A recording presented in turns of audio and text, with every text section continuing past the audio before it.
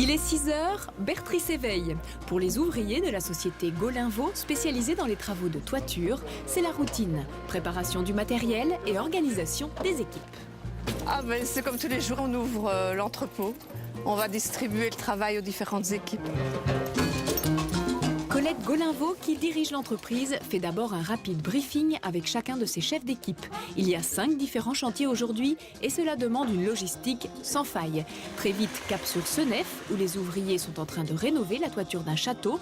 Colette passe au moins une fois par semaine sur chacun de ses chantiers, s'assurer que tout se passe bien.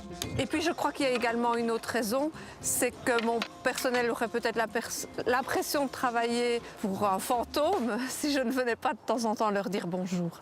Le contact est très important. L'entreprise, qui compte aujourd'hui une vingtaine d'employés, connaît une croissance constante. La qualité de son travail est réputée et le carnet de commandes est bien rempli.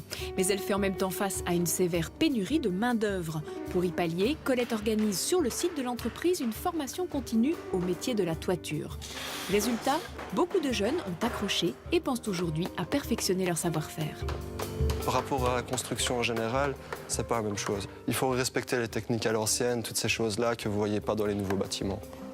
C'est venu petit à petit et j'y ai pris goût et puis maintenant c'est un peu comme une passion. La passion, Colette en a sans nul doute hérité. De son grand-père d'abord, qui a créé la société en 1915. Et puis de son papa, couvreur lui aussi, qui est accidentellement décédé alors qu'elle n'a que 21 ans. Les ouvriers lui demandent alors de reprendre la société. Colette accepte et décide d'apprendre le métier. Bien qu'à ce moment-là, les femmes sont très rares dans la construction. C'est donc un défi de taille. Et à partir du moment où j'ai compris que je ne devais plus me mettre en cause et que je ne devais m'occuper que du travail, on n'a jamais plus remis ni mon autorité ni mon savoir-faire en cause. C'était tout seul. Étape suivante, l'église classée de Lives-sur-Meuse, dont une équipe rénove le clocher.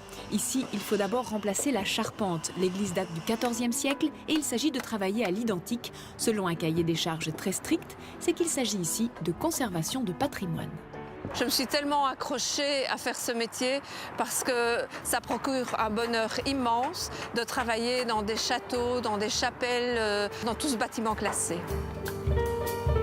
À 25 ans, Nicolas, le fils de Colette, est bien décidé à reprendre le flambeau familial. Diplôme de management en poche, il suit ici au Forum de Libramont une formation en couverture afin de connaître tous les aspects de l'entreprise.